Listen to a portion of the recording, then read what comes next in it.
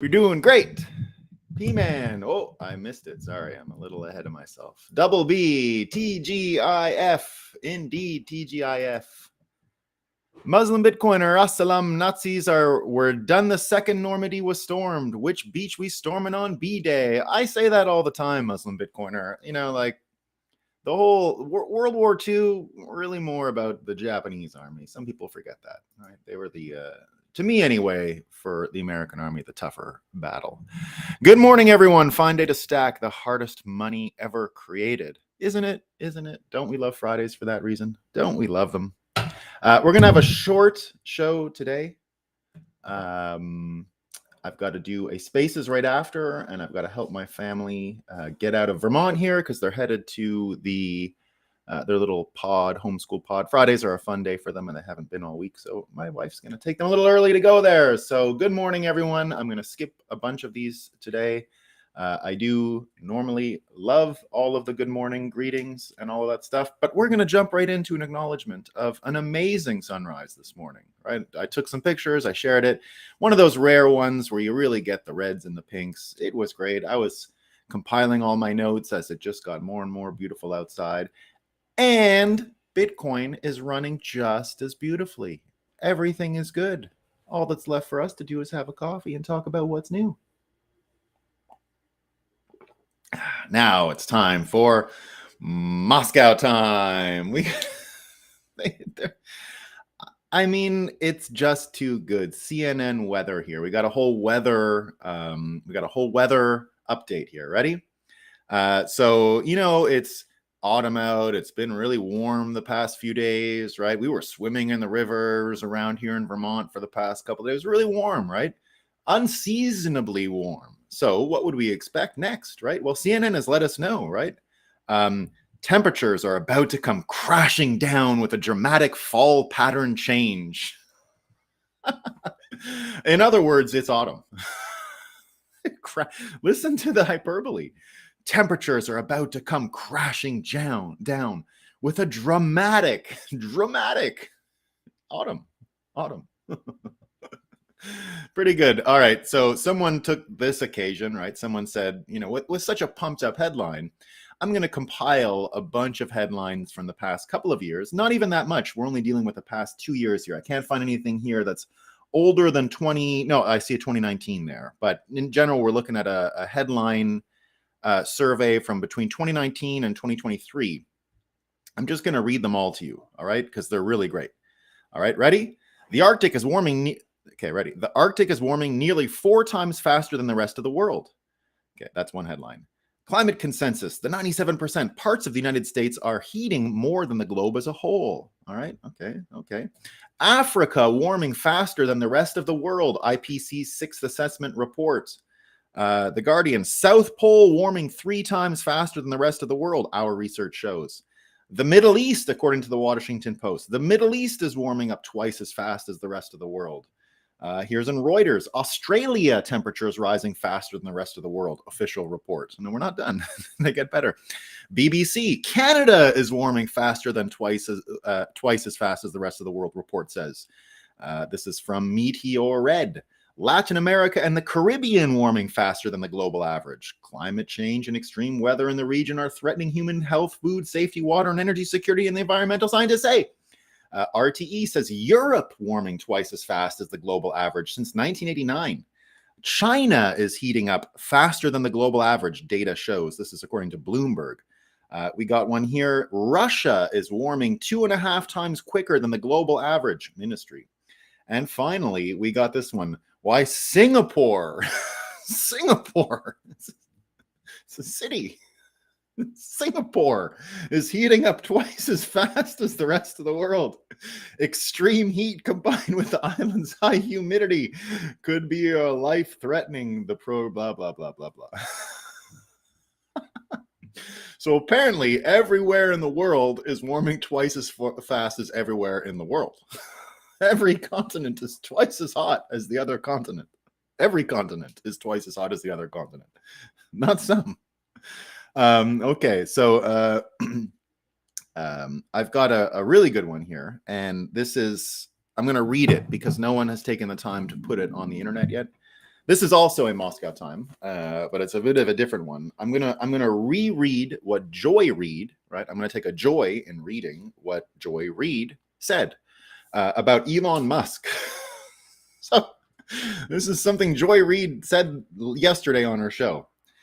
You should care that a man who parrots anti-Semites, transphobes, and actively promoting people like Ron DeSantis, Donald Trump, Robert F. Kennedy Jr., and Tucker Carlson as one of the world's richest oligarchs. Elon Musk controls a major social media platform and has turned it into a giant megaphone for xenophobic, racist, misogynistic, and anti-Semitic trolls. He has reinstated known Nazis, white supremacists, and sex traffickers. Did I mention that already? So boom.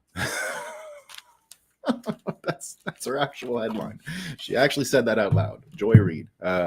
So remember, we were talking about diversity in space drops, right? Diversity in space drops, really important, right? We can't, as much as we dislike white men, right? As much as we dislike them and blame them for the troubles that we're all experiencing, right? I'm not joking, right? I do blame a lot of white men for the trouble we're in today. Majority of our trouble is caused from white men, right? But if we're going to be doing space drops, we got to be inclusive, guys. We can't just keep going along with this, only white guys stuff, right? Everyone, we got to show that criminality when it comes to what we're dealing with now was, sort of broadly participated in. So we need DEI in space drops, 100%. So you guys probably saw the news that Hillary Clinton has said that half the US population needs to be deprogrammed. So she said that yesterday, that shortly, with all the trouble that we're getting in the world today, in America in particular, she says that Trump supporters need to be re-educated. And her exact quote is, at some point, maybe there needs to be a formal deprogramming of cult members. Molly Hemingway said, authoritarianism watch. Former Democrat nominee for president calls for re-education of political opponents. So, but hold on, I think she's actually right. And it's not necessarily the people she's saying needs to be deprogrammed. I think as Bitcoiners, we realize indeed at least half of the US population needs some form of deprogramming, right? And in some ways, what Peter Buttigieg, he was also on MSNBC yesterday, right? Peter Buttigieg is the Secretary of Transport. So he came on television yesterday and said the following: I think it's critically important to get back to a time and place where arguments between people from two major political parties happen within the framework of a clear, obvious, shared commitment to basic democratic principles. I think we all agree with Buttigieg, right? I think we all agree. I don't think anyone here disagrees with what Buttigieg is saying. I'll repeat it, right? He thinks it's important that we get back to a time and a place when you can have normal political arguments in the framework of clear, obvious, and shared commitment to basic democratic principles. One of those would be, I think, not imprisoning half the US population, or at least threatening that and calling them terrorists and all this kind of stuff, right? So what we've been talking about for a long time here is the incentive systems, the motivations, the reasons for which people do things in the end, right? And we've been saying for a long time that we don't really know what we're doing when we can't have any means of measuring our impact on anything, right? And that's part of the problem with the fiat cartel, is that there is no feedback. There is no ability to see what you did and measure and get any sort of A/B testing feedback system, when the whole point is to conjure money out of thin air and never have to deal with the consequences of misappropriating capital and all of these kinds of things. So here's an insight from Mike Benz. We've been talking about Mike Benz a lot, as I've said many times. I don't think we'd be able to navigate this situation as well as we have recently without someone like Mike Benz. And Mike Benz has put the whole censorship industrial complex into context for us. And here's what he's saying, right? He's saying, this is something he said yesterday. Details here are shocking. African-American left-wing group prosecuted on Russia predicate for anti-war speech, same as white conservative right-wing people are. So they're talking about the Uhuru movement in the United States, and they've been prosecuted now or about to be prosecuted by the U.S. Department of Justice because they've been working as Russia agents, right? So what you're dealing with here is African-American left-wing group, right, which is being drawn into the same labels as we've seen MAGA people, right, that they're out there pushing Russian misinformation talking points. Mike Benz concludes the terrifying case, but excellent example of why I stress that censorship is driven by foreign policy and not race or party. So what he's saying here is the whole race thing, even to begin with, isn't really what they're after, right? The real point here is to get divisions where you can get your international conflicts going, because that's where the war is, right? You can even see it with Trudeau yesterday. Trudeau was cornered, right? Things are not going well in Canada for Trudeau, as we can all expect, right? So he was out trying to campaign a bit yesterday and make friends with people. And so he was out there, and of course, you know, people are really trolling him right now, which we love, right? And we can see right away his retort, his talking point for everyone who criticizes him is always the same. It's always, oh, that's Russian misinformation, right? You're just spreading Russian misinformation. So if you criticize him for sending money here or sending money there, it's going to be Russian misinformation. They've been saying it for a while now, right? This looks a lot like the trick they use in Hollywood as well. We've talked a lot about the Hollywood trick of basically creating this outrage circle and trying to create a situation where you turn criticism of any show or anything that Disney, for example, produces into one of these you don't watch it because you're racist type deals. So we've seen it with the Disney remakes over the summer, for example, right? When they put out the Little Mermaid, right? If you didn't go see it, you were a racist. They got another one now in Canada where they remade Robin Hood, right? But with a girl. So Robin Hood is a girl, which is fine. I mean, if you want to do it that way, right? But people have been criticizing it for being really bad. And of course, if people don't watch it, right, then, oh my goodness, you're a racist if you don't watch it. There are people who believe this was done on purpose to both shield criticism. It's called fan baiting is the actual frame. And so I'm not the one who's come up with this observation, right? If you go and listen to Nerdrotic, or if you go listen to a lot of these sort of cultural critics out there, there's a whole bunch of them, right? There's Disney mythology turned into politics. So the fan baiting is exactly that. It's what they do typically in Star Wars, right? They'll say, if you don't watch this, you're a racist. If you criticize it, it's because you don't like black people or you don't want women heroes or some bullshit like that. So, but it's important, right? Because, and this is something Mike Benz also said, pre-bunking is really important, right? Pre-bunking is really important. You can see a bit of that pre-bunking in these terrible cases in the United States where you see the left wing, you know, those two people that criticized Scott Adams on the weekend and unfortunately died, right? Simulation giving us a pretty big wink. No one wants to see anyone die. The fellow who died in New York died not so far from where I used to live. So I know that. I've seen the video. I mean, I know those streets, right? So don't like seeing that. But of course, this morning, the guy who killed him, I don't know if you've seen the video, but it's pretty dark, right? Now, it looks to me a million times that the guy who died actually has a lot of responsibility in this, in the sense that it didn't look like he was operating in any way that would make sense to me. There was no sort of self-preservation. There was no risk assessment that looked appropriate for the situation. I've been on those streets. I would not be walking around like that at 4 a.m. And I would certainly not try to go out of my way to engage and calm down a crazy person. I would be gone, right? I wouldn't even be on the streets at that time.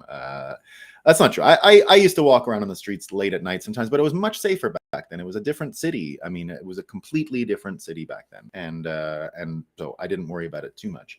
But still there were risks. I didn't walk around like, oh, and if I saw a crazy person, I wouldn't be like, dude, chill, dude, you got to chill, right? I don't think I would be doing that. But here's the pre-bunking, right? Here's the pre-bunking, because we saw this morning, they're already blacking out, or not blacking out, but fudging his face or whatever they call it, right? When they put the special effect and you can't see the face clearly. So here's what Mostly Peaceful Memes has said, and this is the pre-bunking, and exactly what Mike Benza said is really helpful, right? Predicting what is going to become the attack vector, right? So like people do in media these days when they talk about fan baiting, oh, this movie is going to run as marketing criticisms that if you don't watch it, you're a racist, right? So it's the same logic, right? You can predict what the complaints are going to be. So Mostly Peaceful Meme says the following: the entire case trial will be a case study of wokeism. Antifa guy gets stabbed to death by the criminals he enabled. Guy who stabbed him is mentally unstable and still worked at a school. BLM girlfriend won't tell the cops it was a black guy that stabbed him because of racism. Publish articles about how dead guy would have had sympathy for his killer. Girlfriend and communist friends start a GoFundMe for themselves so they don't have to work. Dead commie tweets come to light, and he celebrated the death of conservatives and destruction of police stations. Media blurs out face of suspect for unknown reason. So this person said this yesterday, that the face was going to get blurred out, and we're seeing it now. Girlfriend and media blurs out face of suspect for unknown reason. Wouldn't be surprised if his family ends up asking for charges to be dropped or a reduced sentence. So the only time they've showed his face so far is crying. There's one picture that you can see being circulated around, and he's just crying. Right? It's from one of the newspapers. No, I doubt he's happy about what he did, right? But I don't know if you saw it, but it looked pretty deliberate. He went out of his way, right? But he's 18, they're saying now. He's a crying 18-year-old, right? So go back to what Hillary said, right, about deprogramming and what is required. So here's what I think, and here's where I think we're in a great position, right? And things have changed so much. And I'll go back to what I said many times here, right? Many times, which is that one of the blind spots Americans had to absorb and jump 2 feet into hyper-Bitcoinization was simply their love of America, right? And the problem is the wheat and the chaff were really combined, right? The weeds and the what you want out of America was all jumbled up, particularly because of the money. And I've said many times that one of the weaknesses Americans had going into the 2016 election with Trump versus Hillary was patriotism for the financial system, for the dollar, and how that was a blind spot and a weakness in order to overcome what needs to be overcome, which is the separation of money and state, right? So there probably isn't a good way to build the United States without some form of feedback and a financial system that allows America to course correct, to assess its problems, to have a feedback of being able to measure the impact of things that we do, right? Which we can't do today. We haven't been able to do it for a long time.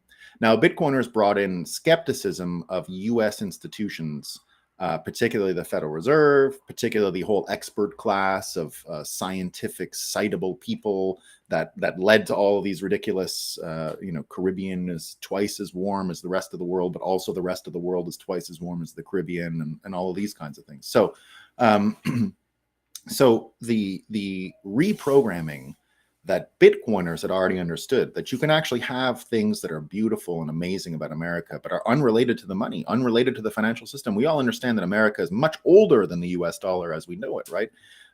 So there's a lot of reason why you would want to preserve some stuff from America, and on the other hand, absolutely get rid of a bunch.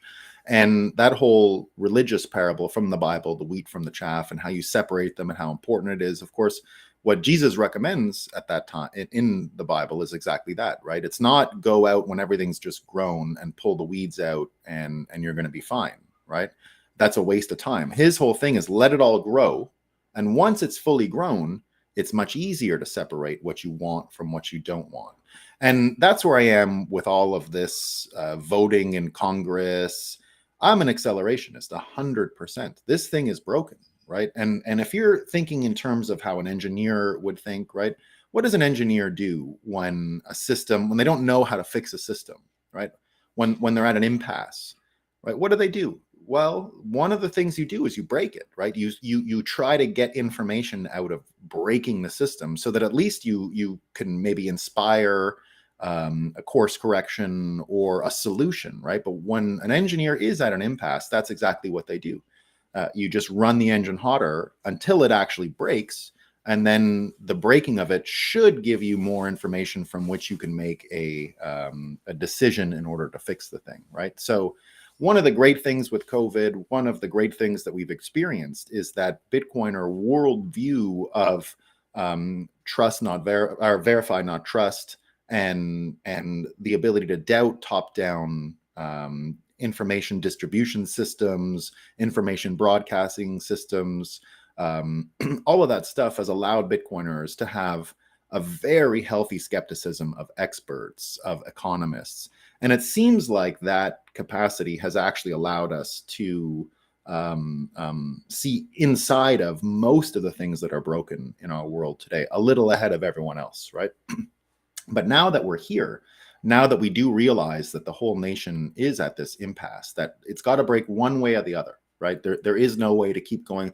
And that's why when people tell me, oh, Bitcoin is an 80-year thing, when we take hyper Bitcoinization is multiple decades away, maybe, but also what we're dealing with here is an untenable situation.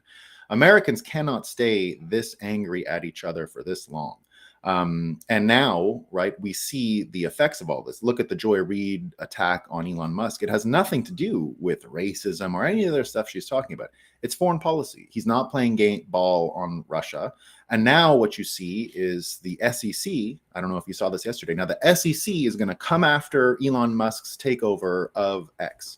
So the SEC is here to look into what Elon Musk is doing, did, how he acquired it. So of course, you're going to get another three-letter agency meddling in the affairs of Americans at an unprecedented level. But again, Bitcoiners have insight here. We've been talking about the SEC for a long time. Bitcoiners, even though we're, and I'd say we're credible in the SEC argument, or at least some Bitcoiners are credible in the SEC argument in the sense that the SEC doesn't really have anything to do with Bitcoin, right? Gensler seems to be a fan.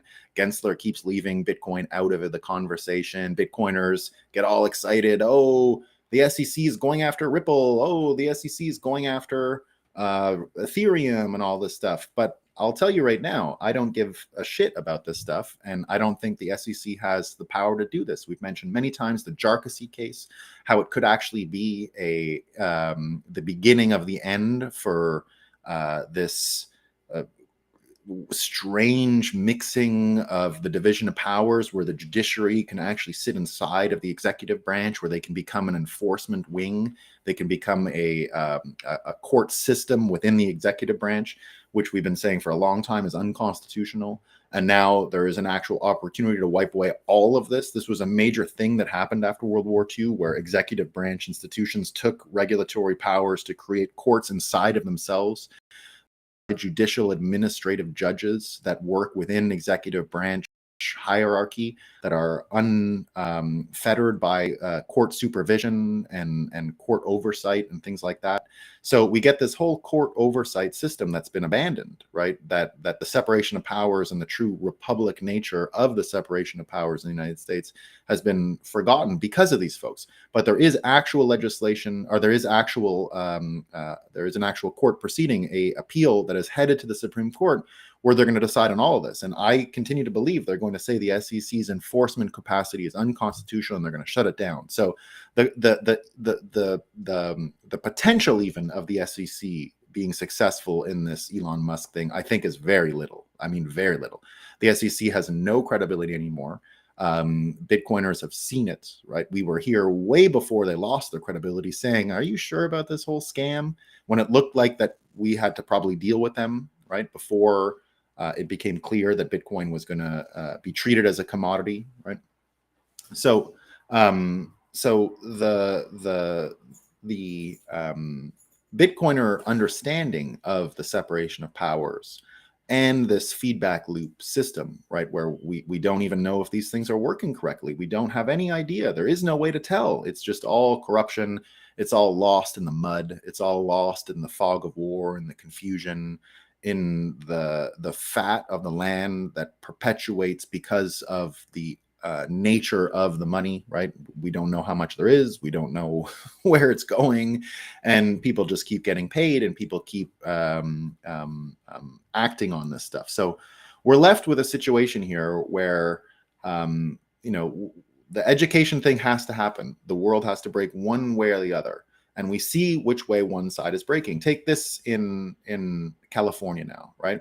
So if you were if you're listening to the mainstream media, you understand, right, that we're in a fight. It's totalitarianism, Trump's authoritative capacity versus the nice, sweet democratic people who just want to help union workers and all of this stuff, right?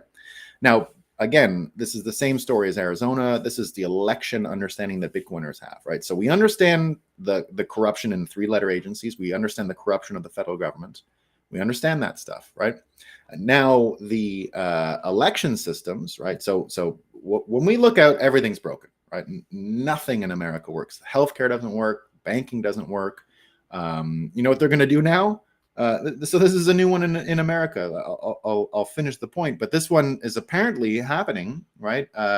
So it turns out that owners, this came out yesterday, owners of energy inefficient homes face being turned down for mortgages. So if you don't have a heat pump or something, they're going to say no mortgage, right? Or you can't sell it. So it looks like you can't even buy or sell your house if they have their way. If some ESG loving banker thinks that it's not sufficiently net zero. So, oh no, that's in the UK. Sorry, pardon me. That's in the UK, right? Sorry, I had that wrong. Not in America, in the UK. I just saw Rishi Sunak's name attached to it. So that's the situation you're going to get in UK, but it's sort of similar. You know, you can always imagine this stuff coming quickly, and it's probably similar in Canada. I don't know. Here's another thing that you can anticipate coming. This is pre-bunking as well. Canada has debanked something like 800 people recently for being insufficiently pro-Trudeau. Right. So there's they haven't stopped the trucker thing, right? They've kept going after people. So there's something like 800 more people that they've come up with, right? Okay, so go back to California for a second, right?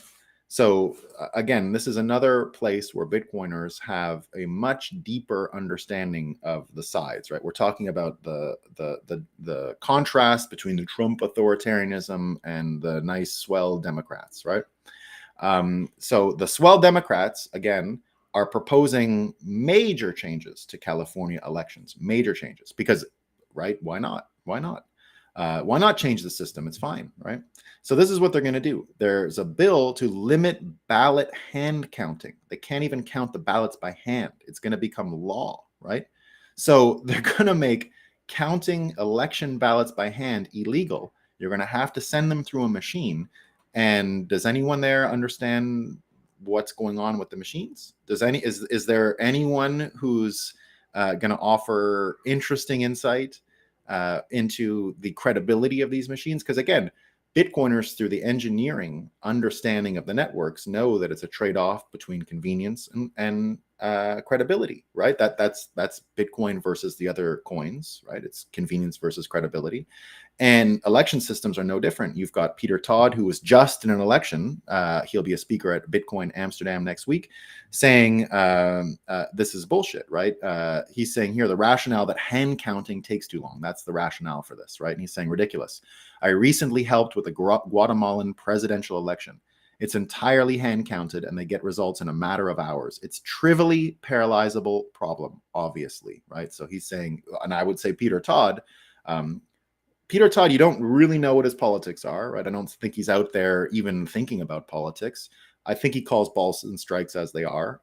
I think Peter is a credible critic of Bitcoin when he wants to be for that reason, right? That's why I love Peter Todd, and I'm a big fan of Peter Todd. I don't know if you guys know this about Peter Todd, but he was like a child prodigy of cryptography pre-Bitcoin, right? I don't know if you knew that. Like he was like known to cryptographers before Bitcoin and was one of the youngest professional cryptographers out there, homeschooled, by the way, homeschooled throughout the 90s.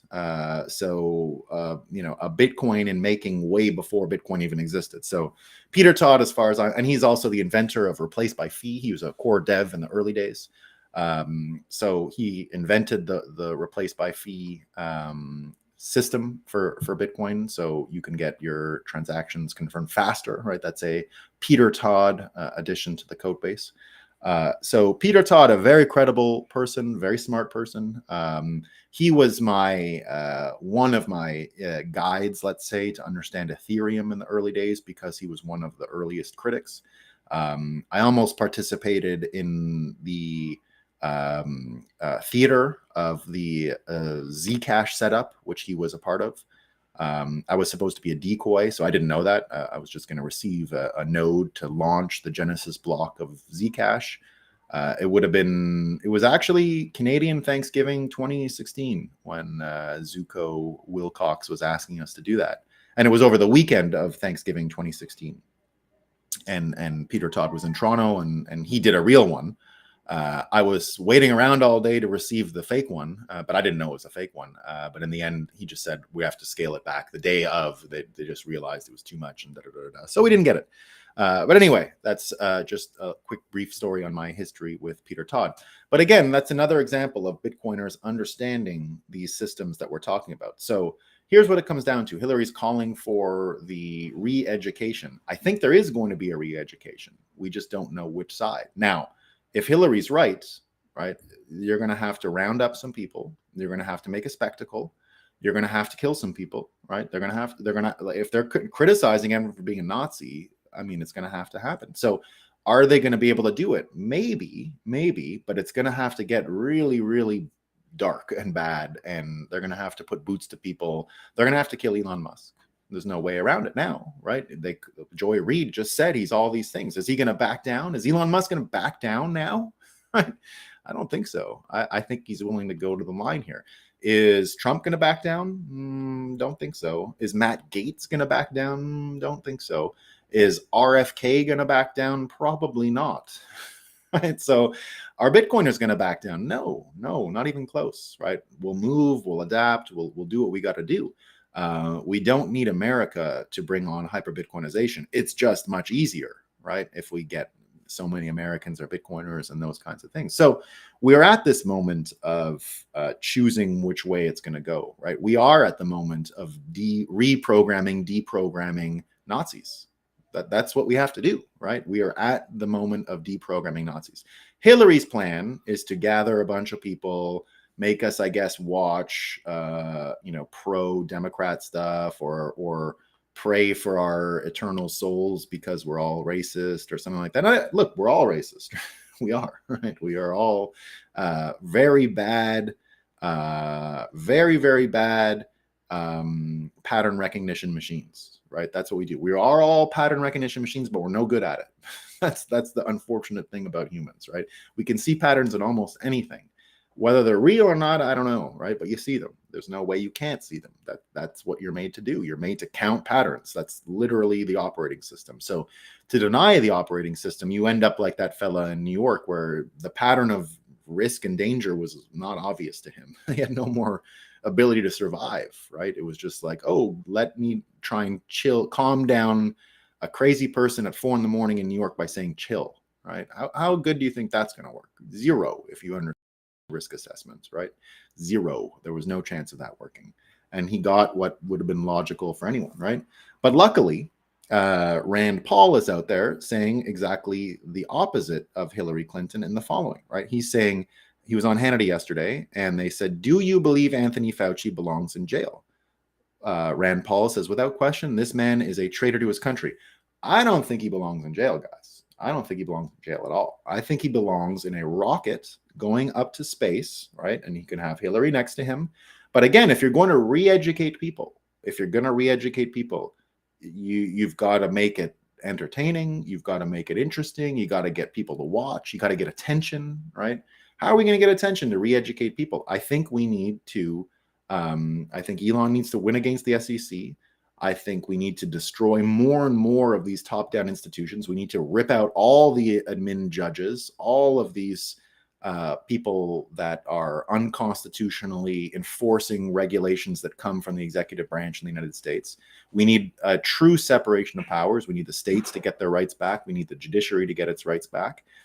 We need to decentralize America. Bitcoiners happen to have the entire engineering framework for what it needs to happen. That's why we're going to break this thing. We're going to run this engine so damn hot, it's going to pop. And that's what we're doing, right? We're here for the accelerationism. We're here to watch the US dollar, the US financial system, all the know-it-alls fail. We got to watch them fail. We got to watch America lose all of this stuff, right? And in so losing, we will win.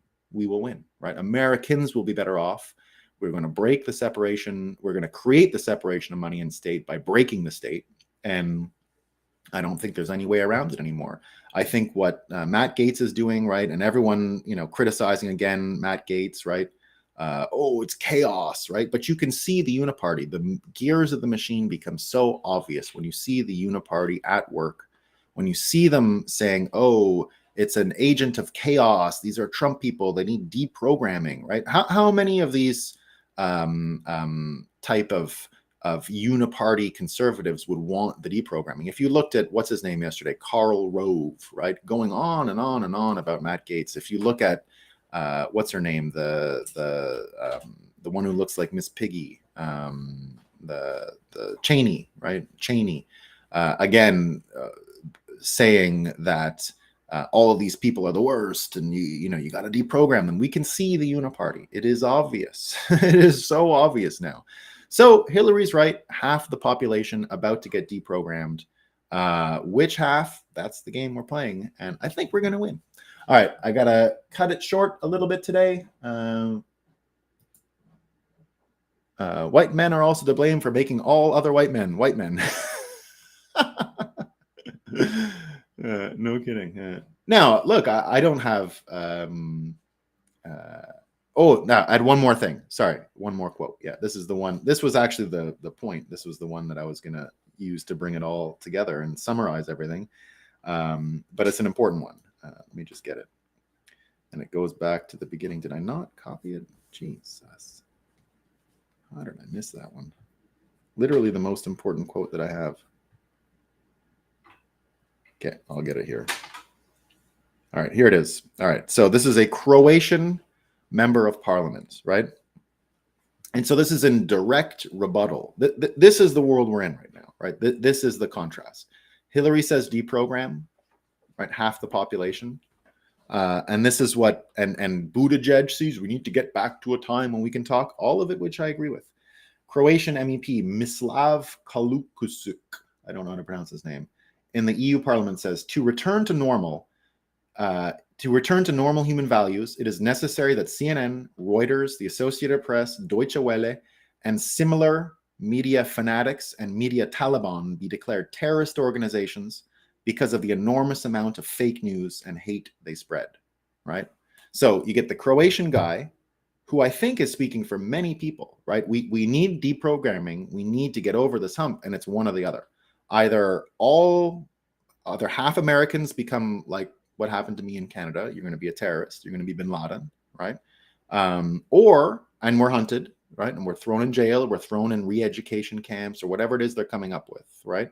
Which is what Cernovich has been saying for a while. When Cernovich keeps saying Bolshevik, Bolshevik, Bolshevik, they've been setting this up for a few years. If you looked at the way Biden spoke in the 2020 election, you knew this was dehumanizing. I said that summer, we're in big trouble if we don't win.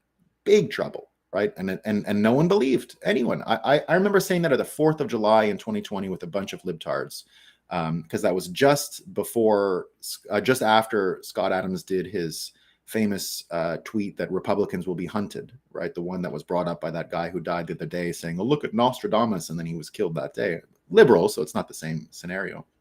But I remember saying that to people at July 4th, and everyone, we don't even care about you. Oh, who cares? You know what I mean? Oh, and I was like, well, I think I'm going to be in big trouble if Trump doesn't win. And indeed, we're here. We're here. Like, did anyone see this coming as far as how bad it really is? A few. Now, it's going to get worse. It's going to get worse. But what she is saying is the game, right? It's going to either be us, Bitcoiners, that get re-educated in the same lines that we saw with the gold attack that Benz was talking about yesterday, right? That you could do the gold attack, just trick it out, right? Gold is going to be, how easy is it going to be for Trudeau to say, oh, that's Russian disinformation. You're helping Russia with the gold, right? Pretty simple. So that's where we're at, right? It's a race to deprogram. It's a race between the Croatian MEP said and what Buttigieg said, right? We got to get over this division, and it's going to be one way or the other. Either we re-educate one half that are currently Nazi Americans, or the other half is re-educated who say are Nazi Americans. Which half wins? I think we know, right? I don't think we're going to lose this. I don't think we're going to lose. All right. UK is sure giving Canada a run for its money when it comes to stupidity. Yeah, UK is really dumb. Yeah. No. Look, the whole English-speaking world are the peak stupid people. They're the peak because of it's just the most brainwashing, right? It's just the most. And they've been lulled into that sense of superiority that is peddled to them, right? Defina from Croatia. Well, I don't know how to pronounce that fella's name, but there you go. All right, team. Peace. I'll be on at 9 a.m. Eastern time in just a few minutes. Spaces on X, unless the SEC shuts it down before then for Elon's scammy takeover. But I think we should be fine. All right, and I will see you tomorrow. I'll be back in Montreal. So I'll see you tomorrow. Peace.